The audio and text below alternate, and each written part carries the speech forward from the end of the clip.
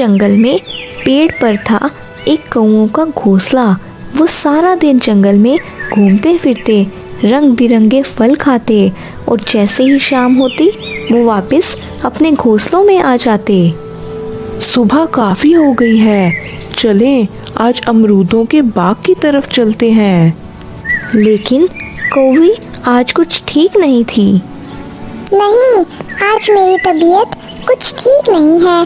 तुम अकेले ही चले जाओ और जो कुछ खाओ मेरे लिए घोंसले में ही ले आना। वो तो ठीक है, लेकिन अगर तुम साथ चलती तो ज़्यादा अच्छा था। मैंने कहा मेरी तबीयत ठीक नहीं, तुम जाते हो या? नहीं नहीं बेगम, मैं जा रहा हूँ, तुम लड़ क्यों रही हो? और फिर कौवा अकेला ही चला जाता है। कौवा सीधा अमरूदों के बाग की तरफ चला जाता है और सारा दिन घूम फिर के शाम होते ही अपने घोंसले की तरफ चल देता है। इतनी देर क्यों कर दी आने में? मैं अमरूदों के बाग की तरफ चला गया था। अमरूद बहुत ही मजे के थे, मैंने पेट भर कर खाए और तुम्हारे लिए भी लेकर आया हूँ। मैं बहुत बेचैनी से तुम्हारा इंतजार कर रही थी। एक खबर है तुम्हारे लिए। क्या क्या खबर है?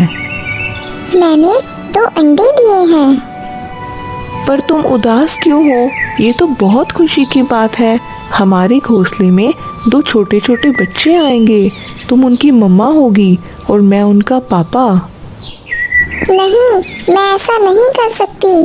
सारा दिन घोंसले में बैठा रहना पड़ेगा। अब तुम अंडों पर बैठोगे। मैं अंडों पर? क्या हो गया है तुम्हें?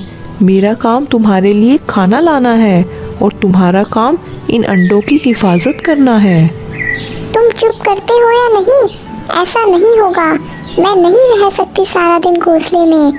हाँ, अगर तुम भी नहीं बैठ सकते अंडों पर तो मैंने सारा दिन सोच कर एक उपाय निकाला है।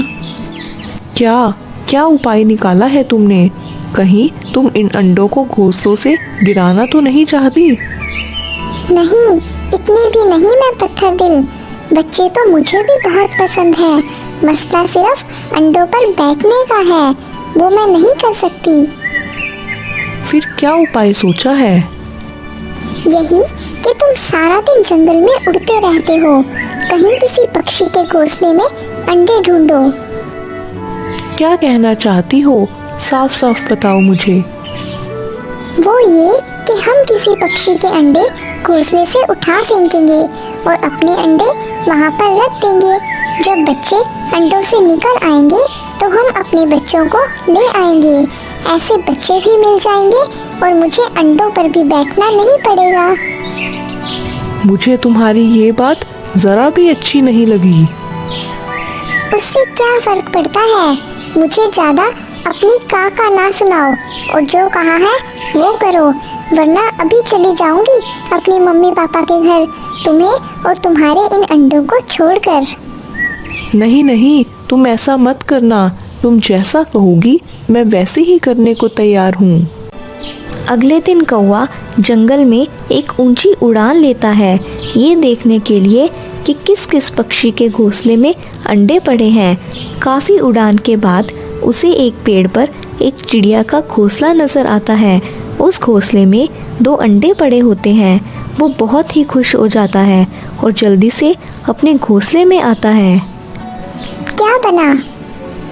पास में ही एक पेड़ के ऊपर एक घोंसला है जिसमें 2 अंडे पड़े हैं और है भी हमारे अंडों की तरह ही सफ़ेद। किस पक्षी का घोंसला है वो? चिड़िया का घोंसला है वो। जल्दी करो तुम। चिड़िया मैंने अभी आम के पेड़ की तरफ जाते हुए देखी है। और फिर वो दोनों अपने अंडे उठाकर चिड़िया के घोंसले के पास आ जाते हैं और वो फिर जल्दी से चिड़िया के अंडे उठाकर नीचे फेंक देते हैं और उसके घोंसले में अपने अंडे रख देते हैं और जल्दी से वहाँ से चले जाते हैं। आज से मेरा बाहर जाना बिल्कुल बंद। मैं घोंसले में रहकर अपने प्यारे प्यारे अंडों की हिफाजत करूँगी। मुझे बहुत ही बेचैनी से इंतज़ार है अपने छोटे छोटे बच्चों का। हाँ ठीक है, आज से दाना मैं ही लाया करूँगा। और ऐसे ही चिड़िया को पता ही नहीं चलता कि चिड़िया के घोंसले में 2 कौवे के अंडे हैं। देखा मेरा कमाल, अब हम घूमे फिरेंगे, ऐश करेंगे और हमारे अंडों की हिफाजत करेगी वो मासूम चिड़िया। हाँ हाँ चलो, आज हम अमरूदों के बाग की तरफ इकट्ठे चलते हैं। और फिर ऐसे ही बेफिक्री से वो मौज मस्ती करते रहते हैं। उधर चिड़िया को बहुत ही बेचैनी से इंतज़ार था अपने बच्चों का अंडों से निकलने का। टाइम निकलता रहा और फिर आखिर वो दिन आ ही गया जिसका चिड़िया को इंतज़ार था। मुझे धीमी सी आवाज़ सुन रही है, शायद आज हमारे बच्चे अंडों से बाहर आने वाले हैं। वो दोनों बात कर ही रहे थे कि बच्चे अंडे तोड़कर बाहर आ जाते हैं और चिड़िया अपने बच्चों का कालू कौवे जैसा रंग देखकर डर जाती है। नहीं नहीं, ये मेरे बच्चे इतने काले क्यों हैं? क्या ये तो जैसे कौवे के बच्चे लग रहे हैं। नहीं, ये मेरे बच्चे नहीं हैं। ये मेरे साथ क्या हो गया? ये कैसे हुआ? मेरे बच्चे कहाँ चले गए? और वो रोने लगती है। तुम हौसला रखो, हकीकत ये है किसी कौवे ने हमारे अंडों की जगह अपने अंडे रख दिए हैं। भला कैसे कोई अपने अंडों के साथ ऐसे कर सकता है? हाँ, मैंने अपने दोस्तों से सुना है कौवे ऐसा कर लेते हैं। देखो कैसे ये मासूम बच्चे रो रहे हैं। तुम इनको अपने बच्चे समझकर ही दाना खिलाओ। और फिर चिड़िया उन बच्चों को प्यार से दाना खिलाती है। ओए होए, मेरे सोने सोने बच्चे निकल आए हैं अंडों से। अभी इनकी मम्मा को जाकर बताता हूँ। और कौवा जल्दी से अपने घोंसले की तरफ चलता है। बच्चे निकल आए हैं, हमारे बच्चे निकल आए हैं अंडों से। चिड़िया उनको दाना खिला रही थी। चलो चिड़िया के घोंसले में। और फिर वो चिड़िया के घोंसले की तरफ चल देते हैं। कैसी हो चिड़िया रानी, बहुत प्यारी लग रही हो। ये क्या, ये कौवे के बच्चे तुम्हारे घोंसले में कैसे? चिड़िया खामोश रहती है, लेकिन चिड़ा उनको देखकर सब समझ जाता है। तुम्हारी बेहतरी इसी में है कि तुम यहाँ से चले जाओ। मुझे सब पता है, तुम लोगों ने हमारे अंडों की जगह अपने अंडे रखे होंगे, इसीलिए आए हो अब अपने बच्चों को लेने। नहीं नहीं, ऐसी कोई बात नहीं है। मैंने तो ये कहा था बच्चे बहुत काले हैं और हमारे काले रंग से कोई प्यार नहीं करता। और ये बच्चे भी कितने काले हैं। अगर तुम बुरा ना मानो तो हम इन बच्चों को ले जाते हैं। ये बच्चे हैं ही तुम्हारे, ले जाओ इन्हें। और फिर चिड़िया ने अचानक से अपनी खामोशी तोड़ी। नहीं, मैंने पूरे 21 दिन हिफाजत की है इन अंडों की। मुझे हर पल इंतज़ार था इन बच्चों का। लम्हा लम्हा मैंने इंतज़ार में गुजारा है इन बच्चों के। मुझे ये काले बच्चे अपने बच्चों की तरह ही प्यारे हैं। तुम चले जाओ यहाँ से, वरना मैं तमाम पक्षियों को बुलाकर तुम्हारी शिकायत कर दूंगी। देखिए चिड़िया बहन, मुझसे गलती हो गई। मैंने ही इनके पापा को ऐसा करने को कहा था, लेकिन इन बच्चों को देखकर मेरी ममता जाग उठी है। प्लीज़ मेरे बच्चे दे दो। ऐसा कभी नहीं होगा, तुम जाते हो या? और फिर ऐसे ही कौवा और कौवी वहाँ से उदास होकर चले जाते हैं और चिड़िया उन बच्चों को अपने बच्चों से बढ़कर प्यार देती है। मैं क्या कहती हूँ तुम्हें, तुम पूरा दिन आराम करती रहती हो। मेरे साथ ज़रा काम में हाथ बटा लिया करो। आज मैं हूँ, कल मैं नहीं होगी तो तुम क्या करोगी? इसीलिए मैं तुम्हें समझाती रहती हूँ कि तुम मेरे साथ काम करती रहा करो। मैंने तो फैसला भी कर लिया है कि अब से मैं तुम्हारी शादी भी कर देती हूँ। ठीक है मम्मा, मैं अब से आपके साथ काम में हाथ बटाया करूँगी। लेकिन मम्मा, मैं अभी से शादी नहीं करना चाहती हूँ। मेरी अभी उम्र ही क्या हुई है। बेटा, तुम्हारी शादी की उम्र हो गई है, इसीलिए मैं तुम्हें कह रही हूँ तुम अभी शादी कर लो, वरना बाद में अच्छे रिश्ते नहीं आते हैं, फिर उम्र भी निकल जाती है। ठीक है मम्मा, जैसे आप कहोगी मैं उसमें राजी हूँ। आपकी मर्जी, आप जैसे मर्जी कर लो। ठीक है बेटा, फिर मैं तुम्हारे लिए कोई अच्छा रिश्ता तलाश करती हूँ और तुम्हारी शादी कर देती हूँ। फिर अगले दिन टोनी चिड़िया के घर पर उनके मामा जी रिश्ता लेकर आ जाते हैं और टोनी चिड़िया से कहते हैं, अरे अरे आइए मामा जी, कैसे हैं आप लोग? अरे बेटा मानव, तुम बताओ तुम कैसे हो? चिड़िया आंटी, मैं बिल्कुल ठीक हूँ। आप लोग सुनाइए, आप कैसे हैं सब? बेटा टोनी, मैं तुम्हारे पास एक ज़रूरी काम से आया हूँ। मैं अपने बेटे मानव की शादी तुम्हारी बेटी कोमल चिड़िया के साथ करना चाहता हूँ। अरे वाह मामा जी, ये तो आपने बहुत ही अच्छी बात की है। वैसे भी मैं अपनी कोमल चिड़िया के लिए रिश्ता ढूंढ ही रही थी, और आपका बेटा मानव वो तो कितना ज़्यादा अच्छा है और कितना संस्कारी भी है। अरे वाह वाह टोनी बेटी, मुझे तुमसे यही उम्मीद थी।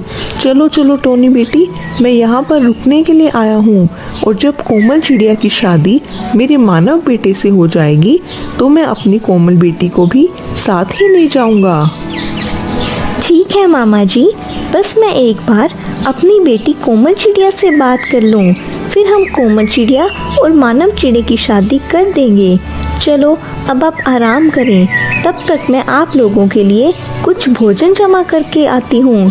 आप लोग कितनी दूर से सफ़र करके आए हैं, थोड़ा आराम कर लीजिए। फिर टोनी चिड़िया भोजन जमा करने के लिए चली जाती है। कोमल बेटा, तुम यहाँ पर बैठी क्या कर रही हो? मैं तुम्हें कब से इधर उधर ढूंढ रही हूँ। बेटा, मुझे तुमसे एक ज़रूरी बात करनी है। हाँ हाँ मम्मा, आप बोलिए ना, मैं सुन रही हूँ। क्या बात है? कोमल बेटा, मेरे मामा जी आए हैं और मेरे मामा जी का एक बेटा मानव चिड़ा भी है, और वो बहुत ही ज़्यादा अच्छा और संस्कारी है। मैं चाहती हूँ कि तुम मुझसे शादी कर लो। मम्मा, अगर आपको मानव चिड़ा अच्छा लगता है तो मुझे कोई भी दिक्कत नहीं है। मैं मानव चिड़े से शादी करने के लिए तैयार हूँ। अरे वाह कोमल बेटा, मुझे तुमसे यही उम्मीद थी। अब हम तुम्हारी और मानव चिड़े की जल्दी से शादी भी कर देंगे। चलो तुम यहीं बैठो, तब तक मैं अपने मामा जी के लिए भोजन ले जाती हूँ। मामा जी, मेरी बेटी कोमल चिड़िया आपके बेटे मानव चिड़े से शादी करने के लिए तैयार हो गई है। अब हम जल्दी से इन दोनों की शादी करा देते हैं। ठीक है टोनी बेटी, हम इन दोनों की शादी जल्दी से कर देंगे, लेकिन अभी तो शादी के लिए हमें काफ़ी सारे काम करने पड़ेंगे, जैसे कि सारे पक्षियों को शादी पर दावत के लिए बुलाना होगा और शादी के लिए काफ़ी सारा भोजन भी जमा करना होगा। मामा जी, आप बिल्कुल भी चिंता ना करें, मैं सारे पक्षियों को दावत दे आऊँगी। और हाँ, इस जंगल में सारे पक्षी बहुत ही ज़्यादा अच्छे हैं, वो मेरे साथ शादी के लिए भोजन ढूंढवाने में बहुत ही ज़्यादा मदद करेंगे। मामा जी, आप लोग ये सब बातें छोड़ें और जल्दी से भोजन खा लें। आप लोग कितनी दूर से आए हैं, आप लोगों को भूख भी लग रही होगी। फिर टोनी चिड़िया अपनी बेटी कोमल चिड़िया और मानव चिड़े की शादी की दावत सारे पक्षियों को दे रही होती है। तोते भैया, आप मेरी बेटी कोमल चिड़िया की शादी में आइएगा। मैंने उसकी शादी अपने मामा जी के बेटे मानव चिड़े के साथ तय कर दी है। अरे वाह वाह चिड़िया बहन, हम तो सालों से आपकी बेटी कोमल चिड़िया की शादी का इंतजार कर रहे थे। आखिर वो दिन आ ही गया। हम आपकी बेटी की शादी में ज़रूर आएंगे। चिड़िया बहन, शादी में तो भोजन की काफ़ी ज़्यादा ज़रूरत पड़ेगी। आप बिल्कुल भी चिंता ना करना, हम सारे पक्षी मिलकर आपके साथ भोजन ढूंढवाएंगे। तो ठीक है तोते भैया, कल हम सारे पक्षी मिलकर एक साथ चलेंगे और शादी के लिए भोजन जमा करेंगे। फिर टोनी चिड़िया कालू कौवे को शादी की दावत देने के लिए चली जाती है। कौवे भैया, रानी कौवी, मैं आपसे एक बात करने आई हूँ। मैं अपनी कोमल चिड़िया की शादी अपने मामा जी के बेटे के साथ कर रही हूँ। आप लोगों को मेरी बेटी कोमल चिड़िया की शादी में ज़रूर आना है। और हाँ, कल सुबह सारे पक्षी एक साथ मिलकर भोजन ढूंढने के लिए जाएंगे। आप लोग भी कल भोजन ढूंढने के लिए आ जाइएगा। अरे, हमने आज तक अपने लिए कभी भी भोजन नहीं जमा किया और हम इस टोनी चिड़िया की बेटी की शादी के लिए भोजन नहीं जमा कर सकते हैं। मैं कोई इस टोनी चिड़िया से बहाना बना देता हूँ। टोनी चिड़िया, हम दोनों को माफ़ कर दो। कल हम दोनों तुम्हारे साथ नहीं दाना जमा करने जा सकते। कल रानी की माँ ने हम दोनों की दावत रखी है, इसीलिए हम दोनों को वहाँ पर जाना पड़ेगा। कोई बात नहीं कौवे भैया, आप माफ़ी मत मांगिए, इसमें आपकी कोई गलती नहीं है। हम सारे पक्षी मिलकर भोजन जमा कर लेंगे। ठीक है, चलो अब मैं चलती हूँ। फिर टोनी चिड़िया वहाँ से चली जाती है। कालू, इस टोनी चिड़िया की बात सुनकर तो मेरे दिमाग में एक शैतानी आइडिया आ गया है। रानी, कब तुम्हारे दिमाग में शैतानी आइडिया नहीं आता है? हर वक्त तो तुम्हारे दिमाग में शैतानी आइडिया भरा ही होता है। अच्छा बताओ, क्या शैतानी आइडिया आया है तुम्हें?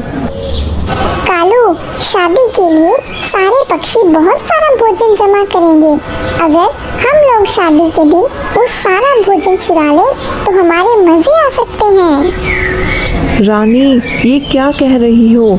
अगर हमने शादी के दिन वो सारा भोजन चोरी कर लिया तो इस तरह वो बेचारी टोनी चिड़िया की तो इज्जत खाक में मिल जाएगी। अरे मेरे भोले कालू, मैं यही तो चाहती हूँ कि उस टोनी चिड़िया की इज्जत खाक में मिला दूँ। वो हर जगह आपको बुरा बनाती है। अब देखो, शादी के दिन मैं उसको कैसे नीचा दिखाती हूँ। देख लो रानी, बाद में पकड़े जाने के बाद मुझे मत कहना कि इसमें सारा कसूर मेरा है। अरे कालू, नहीं कहूँगी तुम्हें कुछ। बस जैसे जैसे मैं तुम्हें कहूँ वैसे ही करते जाना और फिर हम सारा भोजन उस दिन चुरा लेंगे। फिर रानी कौवी अपना आइडिया उस कालू कौवे को बताने लगती है। अगले दिन सारे पक्षी बहुत ही मेहनत कर कर शादी के लिए भोजन ढूंढने लगते हैं और आखिर शाम होने तक वो सारे पक्षी काफ़ी सारा भोजन इकट्ठा कर लेते हैं। अरे वाह टोनी बेटा, ये तुम्हारे जंगल के सारे पक्षी तो बहुत ही ज़्यादा अच्छे हैं। देखो, एक दिन में इन सारे पक्षियों ने शादी के लिए कितना सारा भोजन इकट्ठा कर लिया है। मामा जी, अब शादी के लिए सारे इंतज़ाम हो चुके हैं। अब हम कोमल चिड़िया और मानव चिड़े की शादी कल कर देंगे। चलो सारे पक्षियों, अब तुम लोग बहुत ही ज़्यादा थक गए होगे। अब तुम लोग अपने घोंसले में जाकर आराम कर लो और कल मेरी बेटी कोमल चिड़िया की शादी में आ जाना। फिर सारे पक्षी अपने अपने घोंसलों में जाकर आराम करने लगते हैं। फिर अगले दिन का सूरज निकल जाता है। सारे पक्षी शादी में आ जाते हैं और उस दिन तो काफ़ी ज़्यादा धूम धड़क्का हो रहा होता है।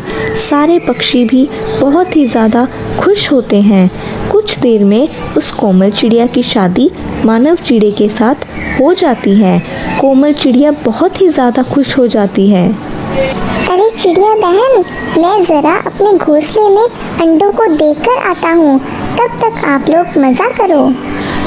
ठीक है तोते भैया, पर जल्दी आ जाइएगा, अब बस भोजन लगने ही वाला है। इतना कहकर वो तोता अपने घोंसले में चला जाता है। कालू, अब भोजन लगने ही वाला है। भोजन लगे इससे पहले हमें सारा भोजन चुरा लेना चाहिए। चलो, जैसे मैंने तुम्हें कहा था वैसे करो जाकर। फिर कालू कौवा प्लान के मुताबिक सारे पक्षियों के पास आता है और वहाँ पर बेहोश होने का नाटक करने लगता है। अरे अरे, देखो देखो, इस कालू कौवे को क्या हो रहा है? ये ऐसे ज़मीन पर क्यों लेट गया है? अरे अरे कौवे भैया, आपको क्या हो रहा है? अभी तो आप एकदम ठीक थे। अरे ये कालू कौवे को क्या हो रहा है? कोई तो देखो आके।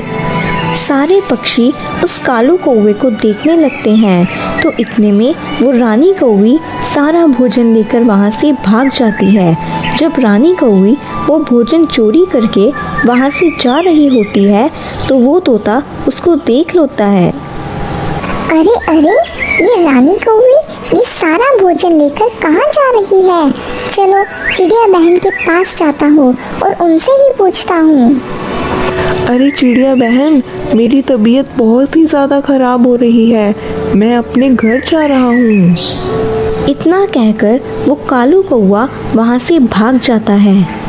चिड़िया बहन, मैंने अभी देखा कि वो रानी कौवी सारा भोजन लेकर अपने घोंसले की तरफ जा रही थी। क्या वो भोजन आपने रानी कौवी को दे दिया है? अरे नहीं नहीं तोते भैया, मैंने तो उस रानी कौवे को कोई भोजन नहीं दिया है। अब समझ में आया कि वो कालू कौवा नाटक कर रहा था और पीछे से वो रानी कौवी सारा भोजन चुराकर भाग गई। अरे रानी कौवी, तुम लोग कभी भी नहीं सुधरोगे। तुम लोगों ने इस बार भी शादी में सारा भोजन चोरी कर लिया। चलो सारे पक्षियों, हम लोग ये सारा भोजन लेकर वापस चलते हैं। और हाँ, अब से तुम लोगों की यही सजा है कि तुम लोग इस शादी का भोजन नहीं खाओगे और भूखे ही रहोगे। फिर सारे पक्षी वहाँ से भोजन लेकर चले जाते हैं और कालू कौवा और रानी कौवी बहुत ही ज़्यादा शर्मिंदा हो जाते हैं और उस दिन भूखे ही रहते हैं। अगर आपको हमारी स्टोरी अच्छी लगी तो चैनल को सब्सक्राइब करना मत भूलिएगा।